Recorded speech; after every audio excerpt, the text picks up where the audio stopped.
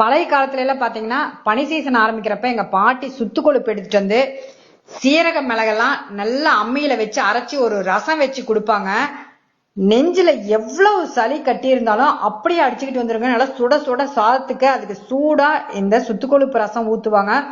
சாப்பிட்றதுக்கு அவ்வளவு அருமையா இருக்குங்க. தொண்டை கரகரப்பு, தொண்டை புண் இருந்தா எல்லாமே கியூர் ஆயிருங்க. மெயினா இந்த சுத்து கொழுப்புல நிறைய மருத்துவ குணங்கள் இருக்கு. வாய்ப்புண், வயிற்றுப்புண், தொண்டை புண் எல்லாமே சரியாகுங்க. குழந்தைங்களுக்கு ரொம்ப ரொம்ப நல்லது உடம்புக்கு. இதை எடுக்க கூடாதுன்னு பாத்தீங்கன்னா ப்ரெஷர் இருக்கிறவங்க, ஹார்ட் பேஷண்ட், ஒபிசிட்டி இருக்கிறவங்கள எடுக்க கூடாதுங்க. மற்றவங்க அவங்க ஏஜுக்கு தகுந்த மாதிரி பார்த்து எடுங்க. நல்லா சூடா சாப்பிட்றதுல எந்த வித தப்புமே கிடையாது. சுட சுட இந்த மாதிரி சூடான சாதத்துக்கு மேல அதை ஊத்தி சாப்பிட்டு பாருங்க, உங்களுக்கே தெரியும் அவ்வளவு உடம்புக்கு நல்லதுங்க. இப்ப நான் அதுதான் சர்வ் பண்ணிட்டு இருக்கிறேன். இன்னைக்கு எங்க வீட்டு பிரேக்ஃபாஸ்ட் ரெசிபி என்னென்னங்கிறத பார்த்தலாங்க. நல்லா ஸ்பாஞ்சியான சுட சுட இட்லி, அதுக்கு நல்லா வறுத்தரைச்ச நாட்டுக்கோழி குழம்பு,